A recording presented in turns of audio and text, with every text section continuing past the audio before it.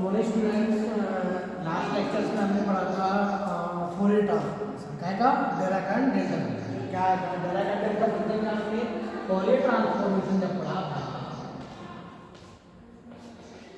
तो उसका फॉर्मूला क्या आएगा, ft मतलब फोरियर ट्रांसफॉर्मेशन। फोरियर ट्रांसफॉर्मेशन जब हम किसी फंक्शन का निकालेंगे तो उसका मान आएगा 1/√2π, लिमिट लगाएंगे माइनस इंफिनिटी टू इंफिनिटी, ठीक, और e to the power minus i omega x, क्या है ना, आई ओमेगा एक्स और एफ एक्स, है ना, यही आएगा।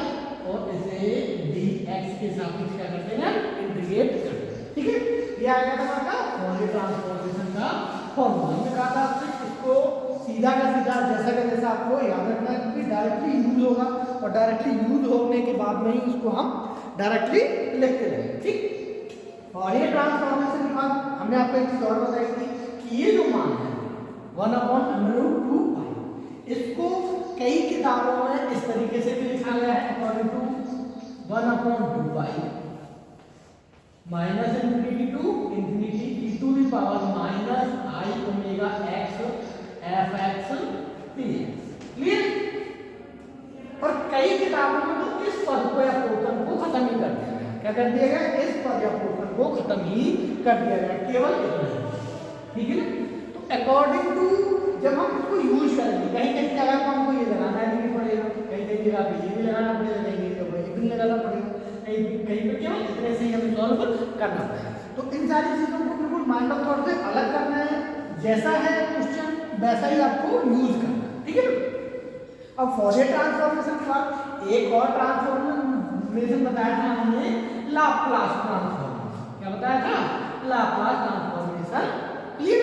लाप्लास ट्रांसफॉर्मेशन में क्या होता है, लाप्लास ट्रांसफॉर्मेशन में लाप्लास ट्रांसफॉर्मेशन किसी फंक्शन का किसी फंक्शन का हमें क्या निकालना है, लाप्लास ट्रांसफॉर्मेशन निकालना है। जब हम किसी फंक्शन का लाप्लास ट्रांसफॉर्मेशन निकालते हैं तो लाप्लास ट्रांसफॉर्मेशन निकालने के लिए हम डायरेक्टली ही उस फंक्शन या फॉर्मूले को लिख देते हैं, ठीक। ऐसे एज इट इज, ऐसा एज इट इज, बस थोड़ा सा चेंजमेंट होता है, और ये चेंजमेंट होता है 0 से लेकर इंफिनिटी। कहां से, 0 से लेकर इंफिनिटी तक, और जैसा करता है minus i omega x f dx, clear. ये क्या है, ये है लैप्लास ट्रांसफॉर्मेशन का फॉर्मूला, ठीक है।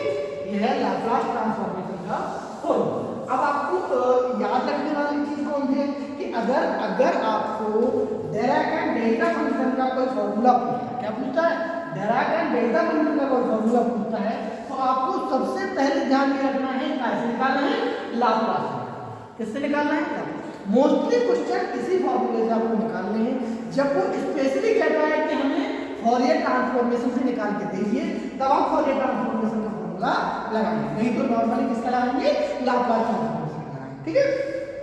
इन दोनों में मैंने जब कल फोरियर ट्रांसफॉर्मेशन पढ़ाया था उसमें मैंने एक चीज और बताई थी कि मान लो फोरियर ट्रांसफॉर्मेशन एफ एक्स, ठीक, इसके साथ क्या है, डेल्टा एक्स माइनस 0 लिख देते, एक्स माइनस ए ले लिया, क्या ले लिया, डेल्टा एक्स माइनस ए ले लिया। तो जब हम इसको लेते हैं तो क्या करते हैं, बस फंक्शन की जगह पर हम इसको पुट कर देते हैं, क्या करते हैं, फंक्शन की जगह पर हम इसको पुट कर देते हैं, और फंक्शन के पुट करने के बाद में जो हमारा इसका वो निकलता है, क्या होगा, जैसे ऐसा लिखा है, ठीक, -2 प्लस इंफिनिटी।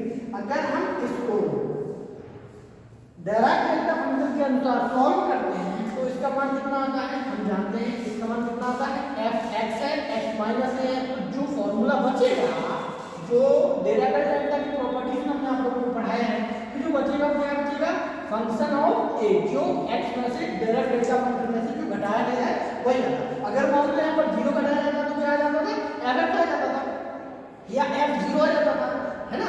जब हम यहाँ से 0 घटाते, लेकिन अगर हम यहाँ से 0 ना घटाकर हम यहाँ से 1 घटा रहे हैं तो हमारा क्या बचेगा, फंक्शन ऑफ ए फॉर्मूला बचेगा। फंक्शन ऑफ ए फॉर्मूला कितना आएगा, यही तो आएगा, यही आएगा, यही बताया।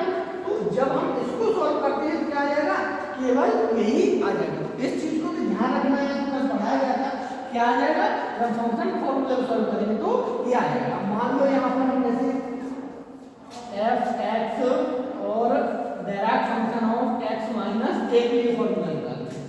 जब हम इसके लिए फॉर्मूला निकालेंगे तो क्या हो जाएगा, जस्ट इसी के तरीके से 0 से लेकर इंफिनिटी तक e to the power minus i omega x. F x के लिए यहाँ पर क्या आ जाएगा, एफ एक्स के लिए यहाँ पर आएगा f x delta x minus a, ठीक है, f x delta x minus a, clear है? नहीं तो आएगा। अगर हम इसका लाप्लास ट्रांसफॉर्मेशन निकालें तो यही तो है डायरेक्ट डेल्टा फंक्शन, इसका लाप्लास ट्रांसफॉर्मेशन निकालेंगे इतना निकल आएगा। अब इतना निकालने का मतलब है कि ये एफ एक्स की वैल्यू होगी और ये एक्स माइनस ए की वैल्यू होगी। तो जब इसका ट्रांसफॉर्मेशन करते थे तो कितना आता था solution, x to the power minus i omega, i की जगह पर क्या रहता था, आई की जगह पर एक्स की जगह पर ए आ जाता था, ठीक, यही बताया था। तो इसका ये फॉर्मूले का लाप्लास ट्रांसफॉर्मेशन का सॉल्यूशन रहता है। क्योंकि जो क्वेश्चन आएंगे वो भी इसी बेस पर आएंगे और इसके थोड़े से और आगे के बेस पर आएंगे, ठीक है। अगर हम क्वेश्चन करेंगे तो फिर इस तरह से आएंगे, क्लियर है? चलिए क्वेश्चन सॉल्व करते हैं। जैसे क्वेश्चन है find the Laplace transformation of t to the power 3 direct delta function t minus, ठीक है। तो हम किसे लिखेंगे, लाप्लास ट्रांसफॉर्मेशन कितने का निकालना है, t q t माइनस, ठीक है, इतने का निकालना।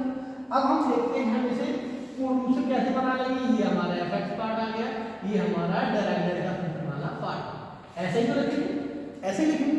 अब इसको जब हम डायरेक्ट डेल्टा फंक्शन को जब हम लाप्लास ट्रांसफॉर्मेशन करते हैं तो लाप्लास ट्रांसफॉर्मेशन क्या होता है, ये लाप्लास ट्रांसफॉर्मेशन होता है 0 टू इन्फिनिटी, क्लियर।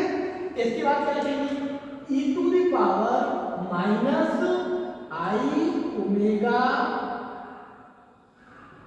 ये टी आया है यहाँ पर, तो क्या लिखेंगे आई ओमेगा टी, क्लियर है, आई ओमेगा टी। इसके बाद एफ एक्स कितना है, t टू दी पावर 3 और direct delta function of x t minus 4, clear है। और डी टी के सापेक्ष में क्या कर देंगे हम, डी टी के सापेक्ष में इंटीग्रेट कर देंगे, ठीक। ये हमारा प्रश्न है कि यहाँ से यहाँ कैसे ट्रांसफॉर्मेशन है। हमने लाप्लास ट्रांसफॉर्मेशन लगाया, लाप्लास ट्रांसफॉर्मेशन में क्या था, हमें केवल e to the power minus i omega t लिखना है। इसके बाद में ये जैसा का तैसा फंक्शन आ जाता है और dt के साथ इसको इंटीग्रेट करेंगे, ठीक है।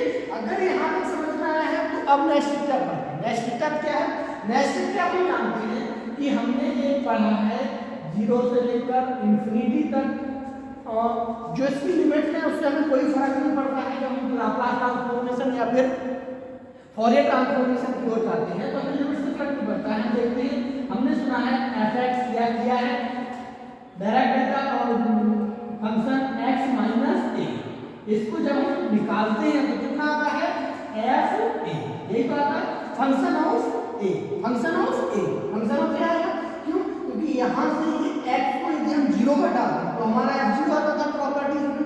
उसी तरीके से हमने आगे प्रॉपर्टीज बताई थी कि यदि यहाँ से हम a डिवाइड करते हैं, यहाँ पे क्या होगा, यदि यहाँ से हम जो 0 टू ओमेगा होता है x direct delta function x minus a, clear. अगर हम इसका फॉर्मूले का फंक्शन कितना आएगा, f का a, फंक्शन ऑफ a, क्योंकि यहाँ पर यदि हम 0 लगाते थे तो हमारा मान कितना आता था, 0 आता था। लेकिन यदि हम 0 न लगाकर यहाँ पर a लगाते हैं तो a में लिए हम डायरेक्ट डेल्टा फंक्शन से जो सब्ट्रैक्ट करते हैं, जो माइनस करते हैं, उसी को हम यहाँ पर f(x) के पोजीशन में फंक्शन ऑफ a आ जाए, क्लियर है। तो अगर जब तो कितना आ जाएगा f(x) आ जाएगा, ठीक। इसको हम यहाँ पर लेते हैं, जब लाप्लास ट्रांसफॉर्मेशन लगाएंगे 0 to infinity e to the power minus i omega t, t to the power 3 direct delta function of t minus 4 dt, ठीक। ये वहां लिखा है, यहाँ लिखा है, ठीक है। ये लाप्लास ट्रांसफॉर्मेशन का विस्तृत रूप है e to the power i omega t, clear. अब हमने पढ़ा क्या, f(x) की जगह पर कितना आएगा f(a), जब f(a) आ जाएगा तो पहले फंक्शन लिखेंगे, फंक्शन कितना है हमारा इतना, क्लियर, नहीं तो है। तो e to the power fx का फंक्शन आएगा ना, यही तो है, ये है fx और ये है del t माइनस 4, यही तो है del t माइनस 4। यहाँ t लिख दो क्योंकि यहाँ पर t है तो यहाँ पर t रहेगा, f t फंक्शन या फंक्शन ऑफ t, कोई भी दिक्कत नहीं पड़ती, यहाँ से हम x ले सकते हैं, वहाँ से हम t भी ले सकते हैं। तो यहाँ से t लेंगे तो t है t माइनस 4, तो जो फॉर्मूले में फंक्शन आएगा वो क्या आएगा f t को हम जिसको इसी तरीके से रोट डाउन करेंगे, इसको इस तरीके से करेंगे e to the power minus i omega t की जगह पर कितना आया है 4, क्योंकि यही वाला फंक्शन आता है, आखिरी वाला फंक्शन आता है माइनस ए वाला, तो यहाँ पर आ जाएगा 4 इंटू 4 और ये t to the power t की जगह पर कितना 4, वो 4 की घात, ये आ गया इसका सॉल्यूशन। इसको आगे लिख लो 4 to the power 3 e to the power minus 4 i omega, clear. ये आ जाता है आपका Laplace transformation of e to the power 3 that is function t minus, clear. इस तरीके से इसकी सॉल्यूशन रहेंगे, इस तरीके से इसको सॉल्व करना, क्लियर है। Thank you.